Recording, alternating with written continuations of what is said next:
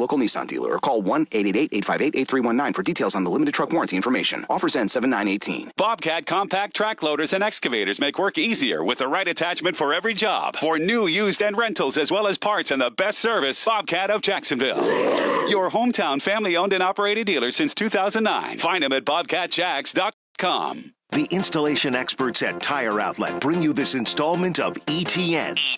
TireOutlet.com. Wholesale prices, premium service. This is Excuse the Nuisance. All right, let's see what the headlines and highlights are. Jeff Prosser, Lauren Brooks in, Dan Hicken on vacation. Beef has assembled an unbelievable array of questions this morning that we look forward to commenting on. And we'll do it right now. We got Brunch with the Tour coming up in the 8 o'clock hour. See what's trending, top of the hour. I was at the Jumbo Shrimp game last night. Any questions from from that affair? What are you? Were they taking on Mrs. Beast's beloved Montgomery biscuits? Yes. Wow. The lady behind me said, son of a biscuit, when the shrimp couldn't score. Wow, yeah, shrimp and biscuits. How did the shrimp, I like to call them the shrimps. How did the shrimps do? The shrimps did okay, but they had a chance. So they went down 1-0 to the biscuits, and they had a chance in the top of the sixth, or bottom of the sixth, excuse me.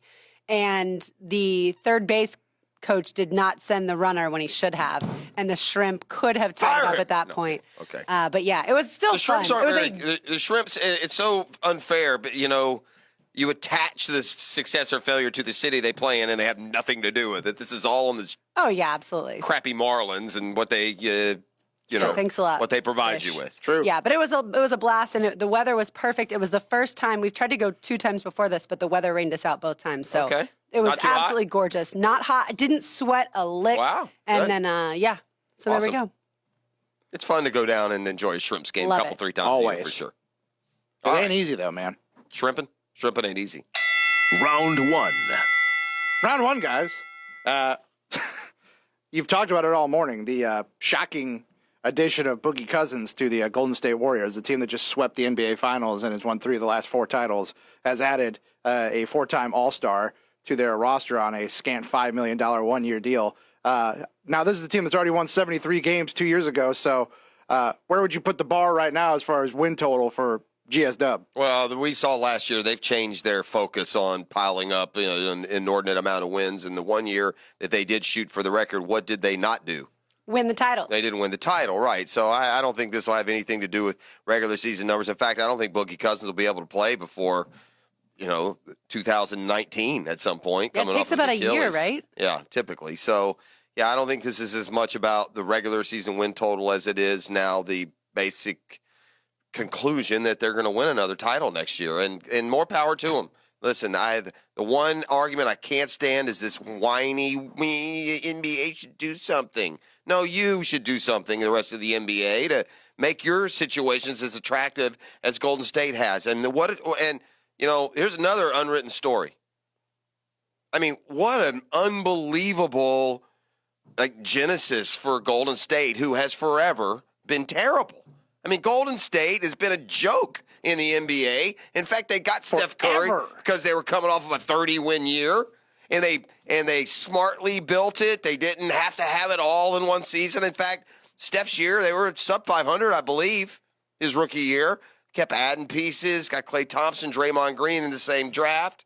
So they built it that way. Built it that way to a point that group of guys, without Kevin Durant or DeMarcus Cousins, won the 73 games. So, I mean, so much credit to Golden State, who since Rick Barry left in the mid-'70s has been one of the worst 5 or 6 teams in the league. The Warriors went to the playoffs in 1994, only went back one time from that period until 2013.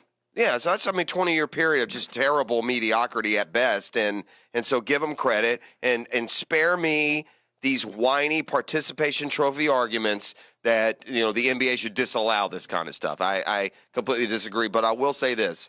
The way the superstars now are treating the league, and they're combining up to give themselves the best chances, I don't know what the price of contraction is. I'd like to see the league contracted by 6 or 8 teams. I would. I mean, if we're going to play this way, let's contract the league. Let's really do it? Yeah, let's really contract the league. Let's get rid of these. Get rid of the Hawks. They're terrible. I mean, they've been a non-factor forever. Get rid of the Magic. See you later. It didn't Brooklyn work. Nets, you're out. Yeah, I can find a bunch of teams, man. I could take next break. Got some bad news, Sacto. Yeah, you're gone. can knock out 10 and then give me a team like the Seattle who deserves one. And so let's really spread up the talent so that we will have, tremendous postseasons. But I like it. I like it. By the way, Round 2. Sorry, Brooks. No, you're good. I appreciate the fact that you've got some guys who could have massive egos all on one team, and they're able to say, you know what? What's way more important than, you know what I mean? Like, I think that's question 2, maybe. They need to, sorry if I stepped you're good. on your toes, but I just appreciate that they can all say winning is the most important thing, more than money, and, certainly more than having their own bravado trumpeted every night. To that end. Yes. Not with the Golden State Warriors, but speaking of a unusual collection of egos and personalities, let's go south about 5 hours to the City of Angels, where the Lakers, on top of adding the King, have added some combustible sorts in the last few days. They've added Rajon Rondo, they've added Lance Stevenson, they've added JaVale McGee. So I guess the question is, what are the Lakers doing? That's team malcontent, huh? I mean, Rondo, McGee, those guys have been in Stevenson. Those guys have been in serious. Is he going to blow on LeBron? Yeah, I don't know. That is a weird assortment of characters. Now, they're all on one-year deals, so, listen, don't think that LeBron doesn't have anything to do with this. I'm sure they said, hey, Bron, we're going to add this guy and that guy and that guy. I'm sure they at least got a blessing from LeBron James. Not that he handpicked it. I think we learned in Cleveland that's probably not the best role to give LeBron. But so I'm sure LeBron is comfortable playing with these guys. They're not terrible players, but, man, they are kind of erratic, aren't they, behaviorally? And McGee has bounced around for good reason. He's had issues, and I can't remember I'm not recalling the exact issue that was the last one, but it was talked about in the postseason. And then Rondo, my God, it's spent as much time on the suspension list, either by his own team or NBA. And kind of like the Bengals. And Stevenson is kind of a nut job, isn't he? I mean, yeah, he seems he's a terrific player, but unhinged a little bit. Yeah, so. He's a little left to center. Yeah, I think LeBron will not make a great general manager after he finishes playing basketball. Like Jordan hasn't. Yeah. There is that. Round 3. Round 3, guys, shifting gears. The ESPN's collection of NFL writers identified 5 players per team who are the most important players that'll decide the NFL season. And for the Jags, it's not necessarily a surprising collection of dudes. It's on the offensive side of the ball. It's Blake Bortles, Leonard Fournette, and Andrew Norwell. On the defensive side, it's Miles Jack and Jalen Ramsey. That's a terrific 5. But are there other guys who maybe you could slide in there in those places that you could make an argument are more influential for this season? We're going to dive into this topic exclusively after the break. So, but yeah, the answer is sure there are. And I think it speaks to the depth of this football team, a team that had, 4 All-Pros, 5 if you consider Clay is playing 2 different positions at once, who had a number of Pro Bowlers, who had, the 6 guys in the NFL's top 100.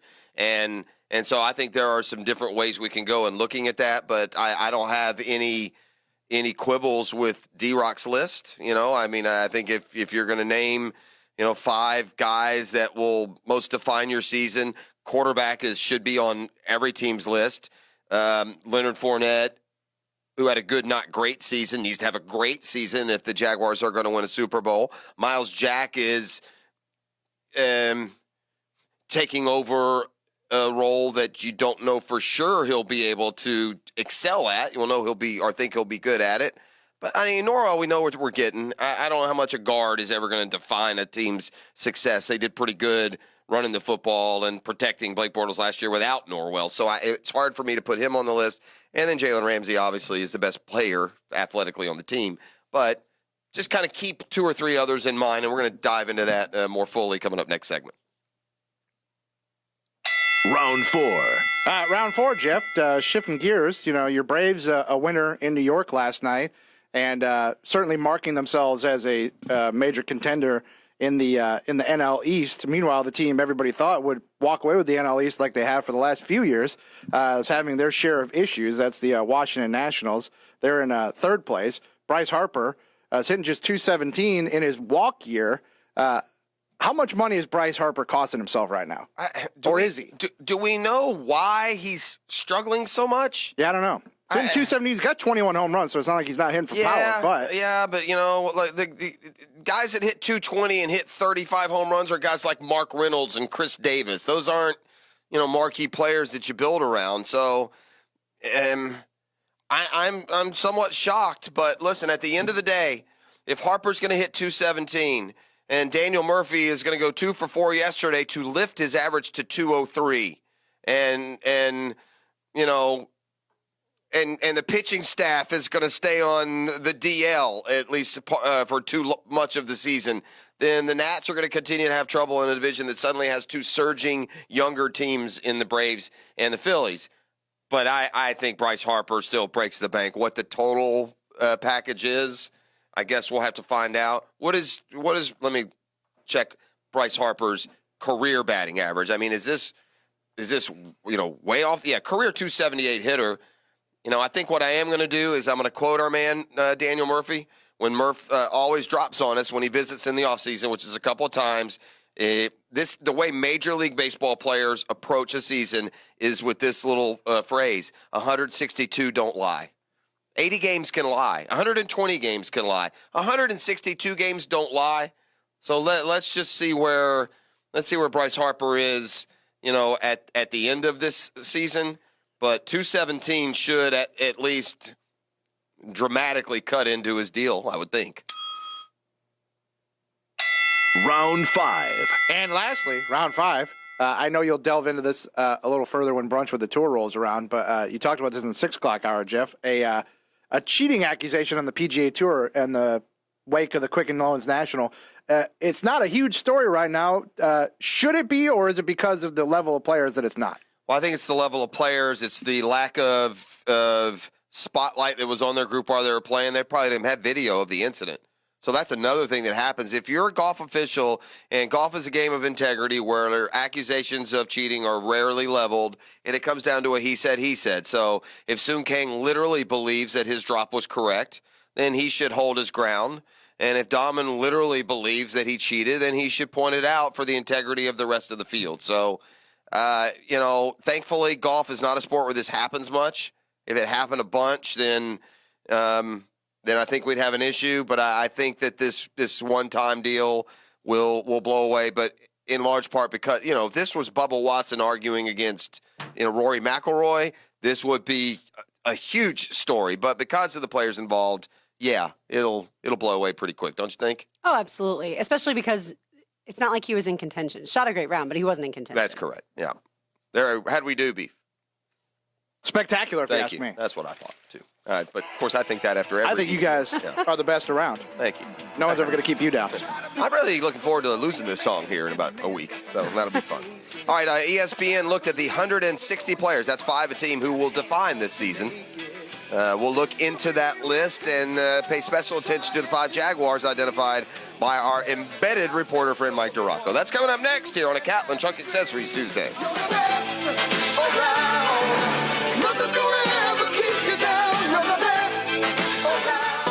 The Drill on 1010XL. From the studios of Republic Services, we'll handle it from here.